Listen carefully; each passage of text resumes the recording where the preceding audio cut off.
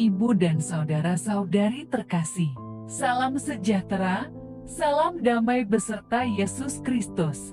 Marilah kita membaca, mendengarkan, dan merenungkan sejenak firman Allah. Bacaan pertama. Pada mulanya Allah menciptakan langit dan bumi.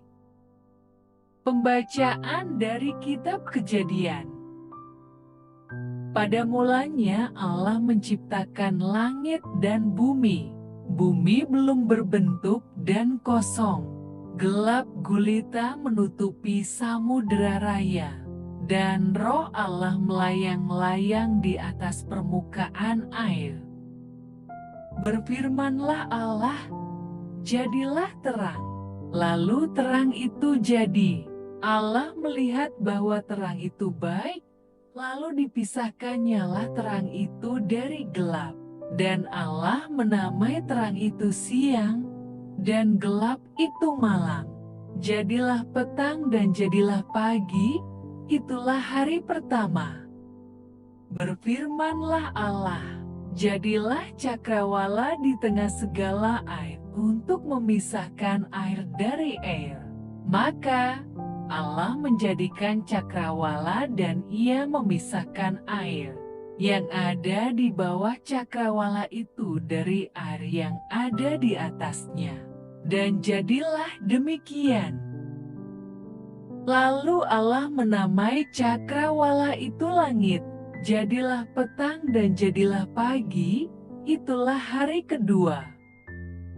Berfirmanlah Allah, hendaklah segala air yang di bawah langit berkumpul pada satu tempat, sehingga kelihatan yang kering. Dan jadilah demikian. Lalu Allah menamai yang kering itu darat, dan kumpulan air itu dinamainya laut. Allah melihat bahwa semuanya itu baik. Berfirmanlah Allah, hendaklah tanah menumbuhkan tunas-tunas muda, tumbuh-tumbuhan yang berbiji, segala jenis pohon buah-buahan yang menghasilkan buah yang berbiji, supaya ada tumbuh-tumbuhan di bumi. Dan jadilah demikian. Tanah itu menumbuhkan tunas-tunas muda, segala jenis tumbuh-tumbuhan yang berbiji, dan segala jenis pohon-pohonan yang menghasilkan buah yang berbiji. Allah melihat bahwa semuanya itu baik. Jadilah petang dan jadilah pagi, itulah hari ketiga. Berfirmanlah Allah, jadilah benda-benda penerang pada cakrawala untuk memisahkan siang dari malam. Biarlah benda-benda penerang itu menjadi tanda yang menunjukkan masa-masa yang tetap, dan hari-hari dan tahun-tahun. Dan sebagai penerang pada cakrawala, biarlah benda-benda itu menerangi bumi. Dan jadilah demikian. Maka Allah menjadikan kedua benda penerang yang besar itu, yakni yang lebih besar untuk menguasai siang dan yang lebih kecil untuk menguasai malam, dan menjadikan juga bintang-bintang. Allah menaruh semuanya itu di cakrawala untuk menerangi bumi, dan untuk menguasai siang dan malam, dan untuk memisahkan terang dari gelap. Allah melihat bahwa semuanya itu baik. Jadilah petang dan jadilah pagi, itulah hari keempat. Demikianlah sabda Tuhan. Syukur kepada Allah. Semoga Tuhan bersukacita atas karyanya. Pujilah Tuhan, hai jiwaku. Tuhan, Allahku, Engkau sangat besar, Engkau yang berpakaian keagungan dan semarak, yang berselimutkan terang ibarat mantel. Engkau telah mendasarkan bumi di atas tumpuannya, sehingga takkan goyang untuk seterusnya dan selamanya. Dengan samudera raya, engkau telah menyelubunginya. Air telah naik melampaui gunung-gunung. Di lembah-lembah engkau membualkan mata air yang mengalir di antara gunung-gunung. Burung-burung di udara bersarang di dekatnya, bersiul-siul dari antara dedaunan. Betapa banyak karya-Mu ya Tuhan, semuanya Kau buat dengan kebijaksanaan. Bumi penuh dengan ciptaan-Mu, pujilah Tuhan, hai jiwaku.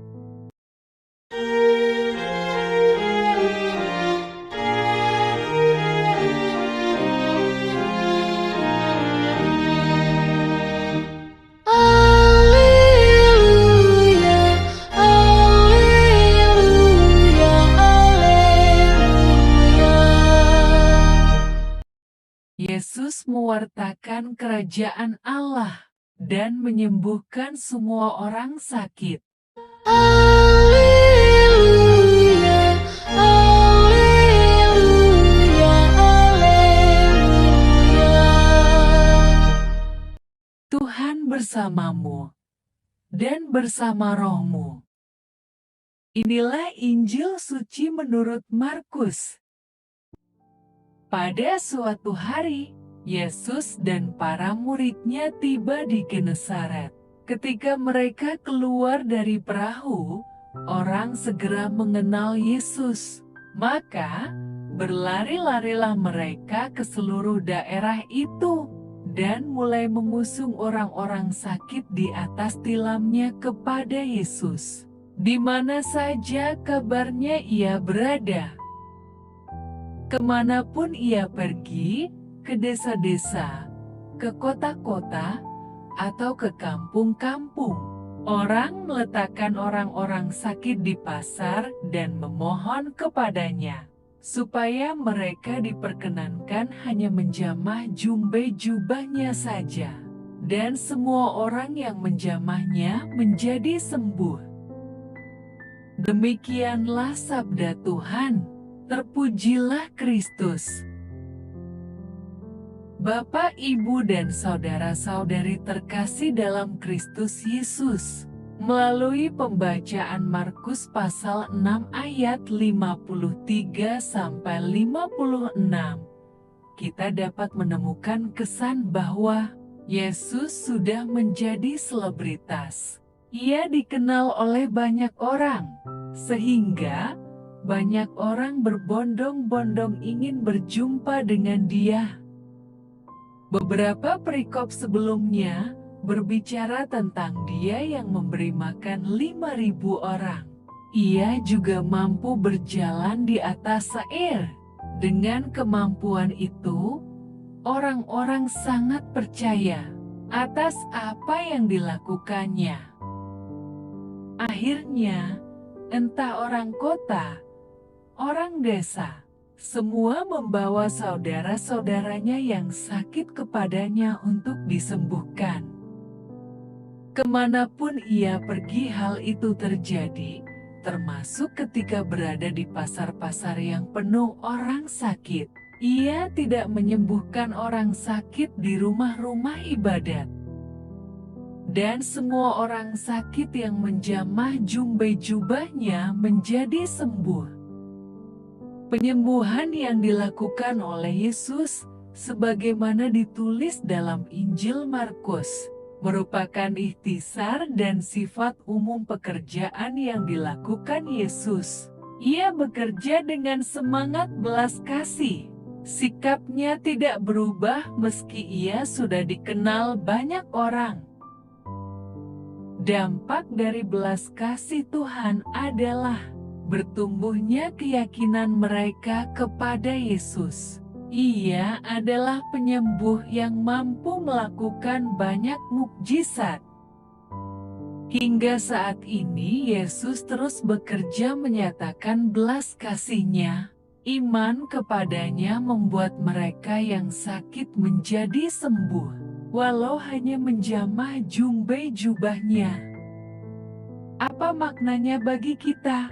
Sebagaimana orang-orang itu menjadi pulih dari sakitnya karena iman, kita juga diajar untuk beriman kepadanya.